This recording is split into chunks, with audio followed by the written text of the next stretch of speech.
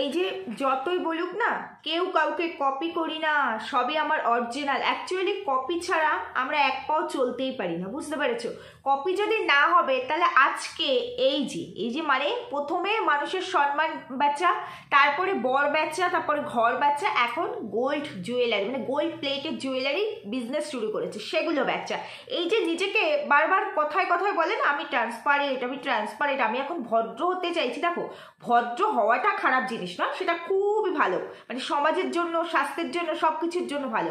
কিন্তু একটা মানুষ যদি হুট করে ভদ্র হয়, মানে হুট করে যদি তার মধ্যে পরিবর্তন আসে, তখন সেটা ভদ্রর থেকে বেশি ফেকদারি মনে হয়, মানে মুখোশ মনে হয়, যেন মুখোশধারী ভদ্র, সেটা মনে হয় না। হঠাৎ করে জুয়েলারি বিজনেস, হঠাৎ করে সিদ্ধান্ত নিলাম আমি কয়েকদিন ভিডিও দিতে পারবো না, তারপরে বিকেলবেলায় আবার ভিডিও আসলো কি না, আমি সময় পেয়েছি সব, মানে একবেলার মধ্যে আমি সব অ্যারেঞ্জ করে ফেলেছি।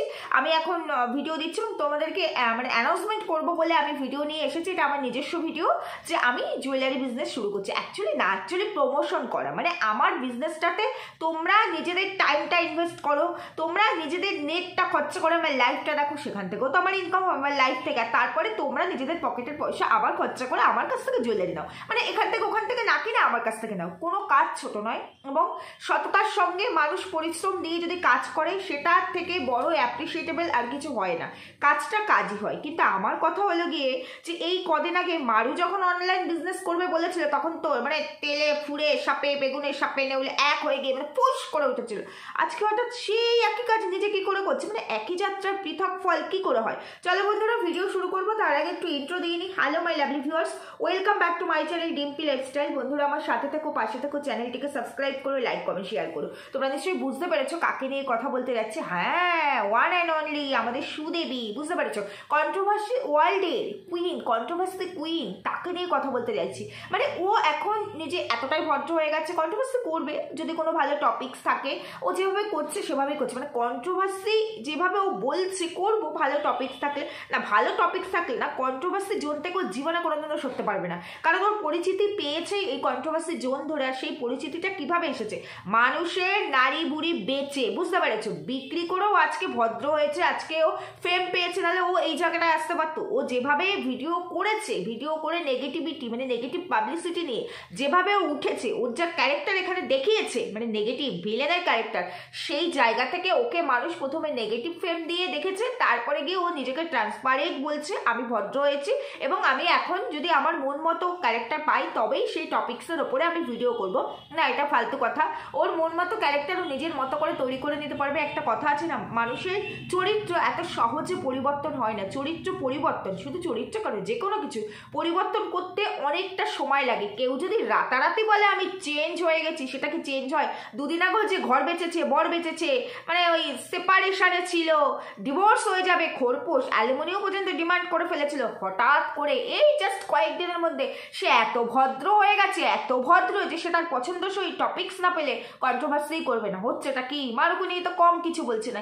এই যে গোল্ড জুয়েলারি বিজনেসটা শুরু করেছে, মানে আর্টিফিশিয়াল যে গোল্ড জুয়েলারি, গোল্ড প্লেটের, তো সেই যে বিজনেসটা শুরু করেছে, তার আগের যে মারুকে নিয়ে করা ভিডিও, এবং সেখানে বললে মারু ঠাকুরনগর এসেছিল, এই বিরিয়ানির দোকানটা দেখালো, ওই দোকানটা থেকে চা খেলো, সব মনে পড়লো। পম্পম ওদের রেজিস্ট্রির পর, মানে রানাঘাটে আসার পর পম্পম ওর কাছে এসেছিল শাড়িটা নিতে, কারণ ওই শাড়িটা পরে ওর রেজিস্ট্রি ম্যারেজ হয়েছিল।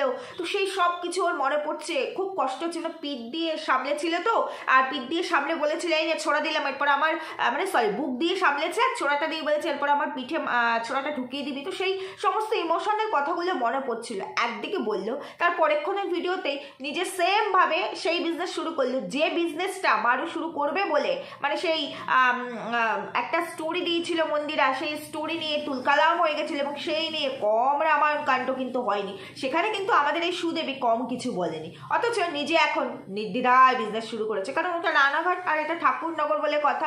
মারু তো রানাঘাটে ছিল, এটাই ছিল মারুর সব থেকে বড় মানে দুশ্মনীর জায়গা, যে ও রানাঘাটে বসে মন্দিরাকে টেক্কা দিয়ে কেন বিজনেস করবে।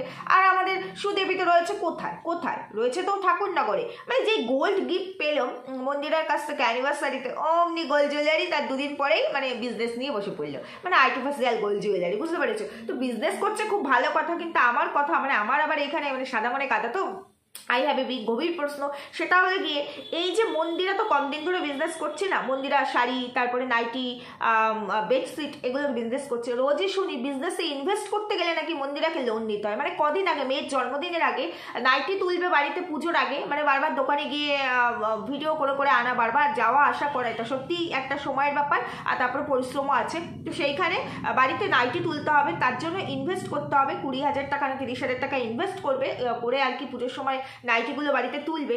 সেই জন্য তাকে লোন নিতে হবে, ব্যাংকে যাও লোন নাও, কারণ আমি এখন টাকা দিতে পারবো না, তাহলে আমার মেয়ের জন্মদিনটা আটকে যাবে। তারপরে কি হলো, এই কদিন আগে কি বললো, এই 2 দিন আগের ভিডিওতে, যে ব্যাংকের থেকে লোন নিতে হবে, 50,000 টাকা ইনভেস্ট করবো, বেডশিট তুলবো, সেম ভাবে আবার দোকানে যাও আসো, ওটা পসিবল হচ্ছে না। সেই 50,000 টাকা কোথা থেকে আসবে না, ব্যাংকের থেকে লোন নিয়ে।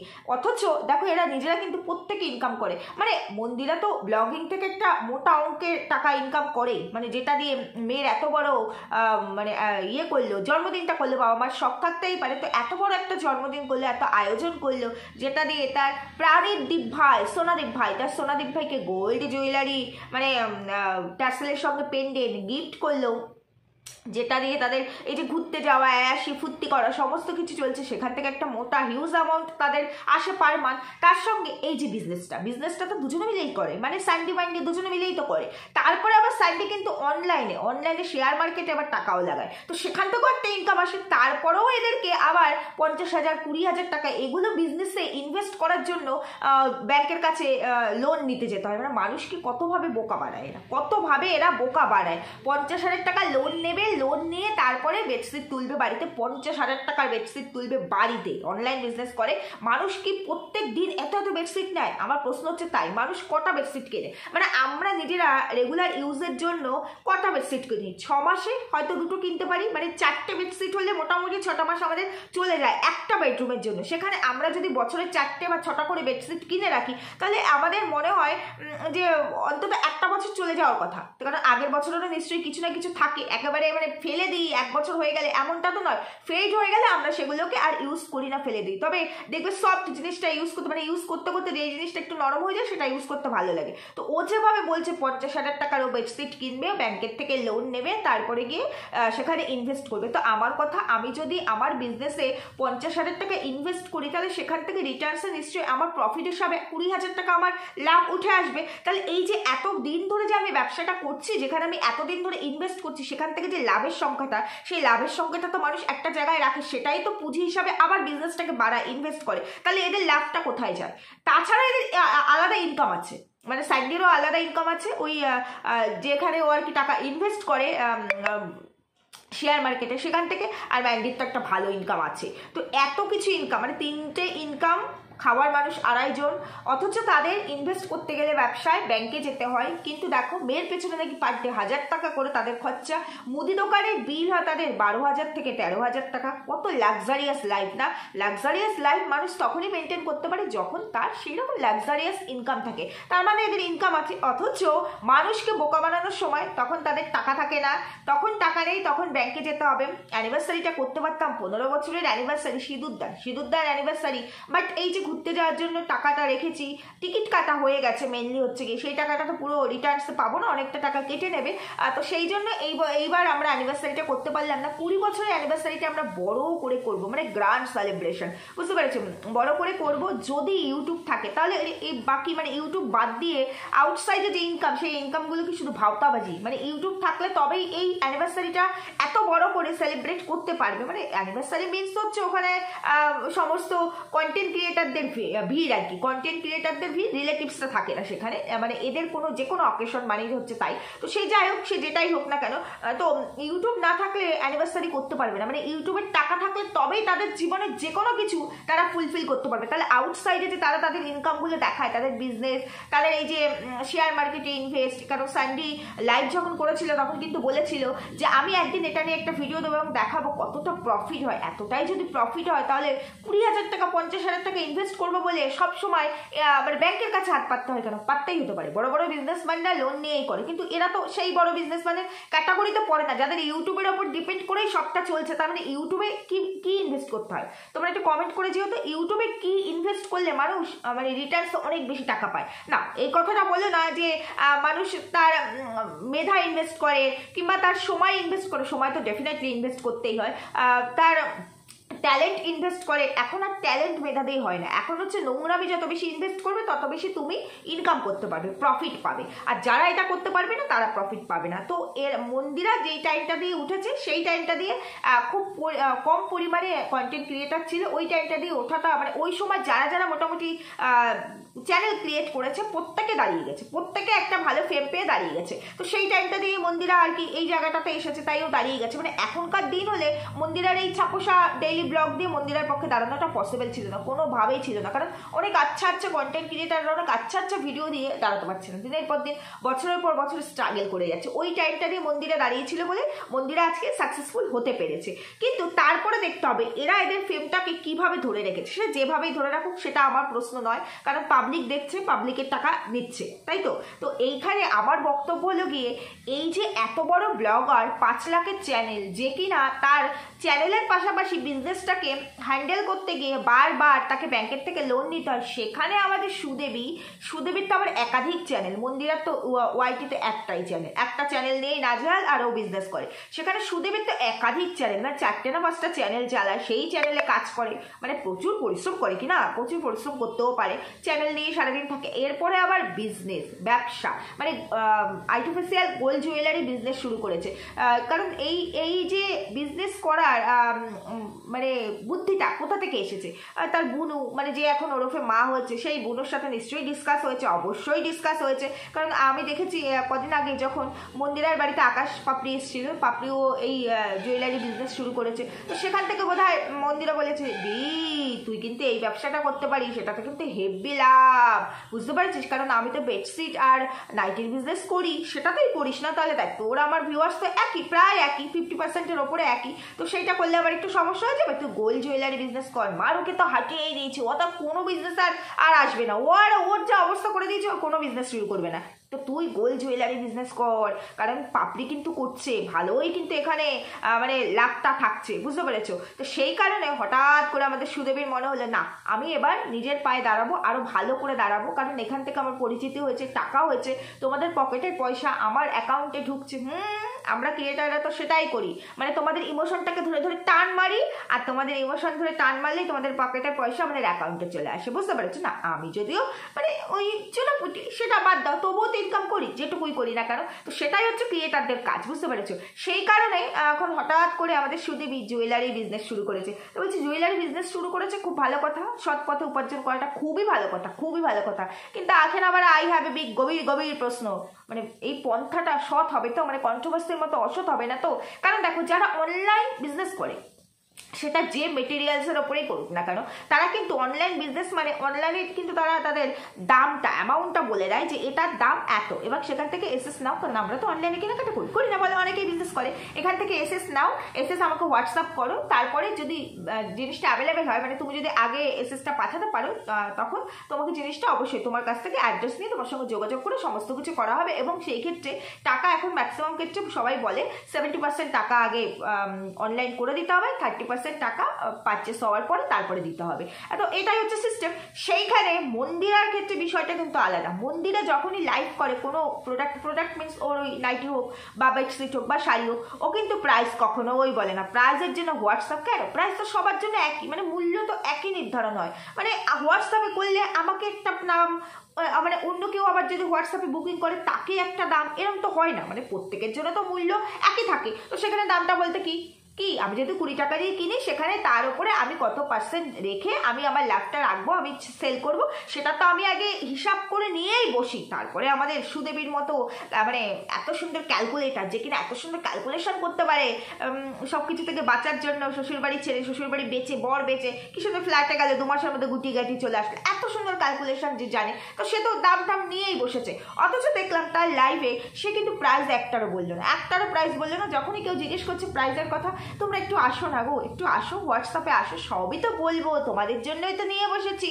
তো বলি কেন এখানে বললে কি হবে, মানুষ শুনলে কি হবে, তোমাকে কি মানুষ দেখছে না তুমি ব্যবসা করছো? তারপরে আবার কি, কালকে যখন বললো এটা আমার ভিডিও, মানে আমি অ্যানাউন্সমেন্ট করবো কিসের ওপর বিজনেস করছি, তোমরা একটু আমার পাশে থেকো, সবাই সবাই আমাকে সাপোর্ট করো, এটাই ছিল মেন কথা। যার জন্য কন্ট্রোভার্সিয়াল চ্যানেল থেকেই বিজনেসের মানে ইয়েটা শুরু হয়ে গেল, বিজনেসটা আর কি চালু হয়ে গেল, ওই চ্যানেলটাকেই লাইভ হচ্ছে আলাদা, কিন্তু বিজনেসের জন্য কোনো আইডি ক্রিয়েট করা হলো না। যেমন এক একটা চ্যানেল ক্রিয়েট করা হচ্ছে এক একটা ক্রিয়েটিভিটির জন্য, যেমন রিলসের জন্য আলাদা, তারপরে গানের জন্য আলাদা, কন্ট্রোভার্সির জন্য আলাদা, তারপরে ও যে আরেকটা চ্যানেল নতুন ক্রিয়েট করেছে সেটার জন্য আলাদা, কিন্তু ব্যবসার জন্য কেন কন্ট্রোভার্সি চ্যানেলটাকে বেছে নেওয়া হলো? মানে কন্ট্রোভার্সিতে ফেমাস তাই জন্য সেখান থেকে এই বিজনেসটা করলে মানুষ ঝাঁপিয়ে পড়বে। দেখলাম প্রথম দিন লাইভে প্রচুর সাড়া পেয়েছে, মানে 43,000-এর ওপরে বোধহয় মানুষ দেখে নিয়েছে, তো সেখান থেকে নিশ্চয়ই অনেক বুকিংও হয়ে গেছে, কিন্তু দাম এখানে বলা যাবে না। তো এই জায়গাটাতেই তো বড় প্রশ্ন, যেখানে আচ্ছা আচ্ছা বড় বড় বিজনেসম্যানরা, যেমন দেখবে অনেক বড় বড় দোকানদাররাও তো এখন, অনেক বড় বড় দোকানদাররাও এখন অনলাইনে তাদের প্রোডাক্টগুলো সেল করে না, তো সেইখানে তারা কিন্তু প্রাইস দিয়ে দেয়। ইভেন মানে সোনার দোকান যেগুলো, অ্যাকচুয়ালি গোল্ড শপ যেগুলো, সেখানে দেখবে তারা অনলাইনে যারা মানে ইয়ে করে, অ্যাডভাইস দেয় আর কি, অ্যাডভার্টাইজমেন্ট করে তাদের জিনিসটার ওপরে আর কি, মেটেরিয়ালের ওপরে, তখন কিন্তু তারাও বলে দেয় এটা এত গ্রাম, এটার দাম এত, বুকিং করতে পারো, অনলাইনে পারচেস হবে। গোল্ড জুয়েলারি সবগুলোও পর্যন্ত করে, সেখানে এরা এত বড় মস্ত মানে বিখ্যাত বিজনেস পার্সন হয়ে গেছে, যারা কিনা তাদের প্রাইস বলবে না, প্রাইস জানতে হলে তোমাকে হোয়াটসঅ্যাপে তাদেরকে বুকিং করতে হবে। তো বলি কি, এই যে সুদেবী যে কিনা বলে আমি অনেক সকালে উঠে সংসারে, হ্যাঁ সংসারে সব কাজ করে, পরিপাটি করেই করে, সেটা যতটুকু ব্লগ ভিডিওতে দেখায়, তারপর আবার ব্লগিং চ্যানেলও আছে। তো বলছি সারাদিন যদি এই যে হোয়াটসঅ্যাপই দেখতে হয়, মানে যারা ব্যবসা করে তাদের কিন্তু ফোনটা সাথে করে রাখতেই হয়, কারণ সবসময়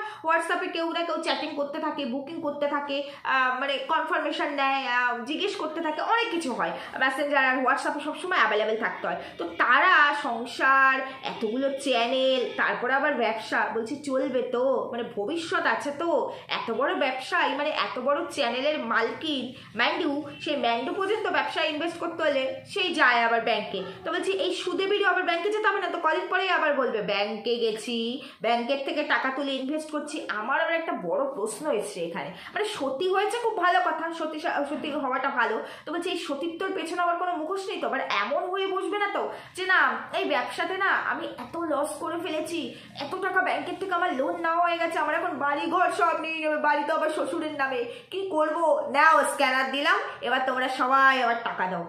বলা যায় না, মানে সব দিকটা এখন বন্ধ, স্ক্যানার তো এখন মানে যখন তখন প্রোভাইড করা যায় না। তো এরকম একটা ওয়ে হলে, মানে প্রমাণও রাখলাম যে আমি বিজনেস করেছি, দেখো প্রুফ দেখো, যার জন্য কন্ট্রোভার্সিয়াল চ্যানেল থেকেই আমার আর কি লাইভগুলো হচ্ছে। তো আমি তো ব্যবসা করছি, রিয়েলি ব্যবসা করছি, আর ব্যবসাতে আমি ইনভেস্টও করছি, তো সেইখানে আমি ভাই ঝাড় খেয়ে গেছি, এবার আমার আর ব্যবসা করা হবে না, এবার তোমরা আমাকে একটুখানি স্ক্যানারে একটু সাহায্য করো, কারণ সবাইকে তো বলেই দিয়েছে পাশে থেকো, পাশে থেকো।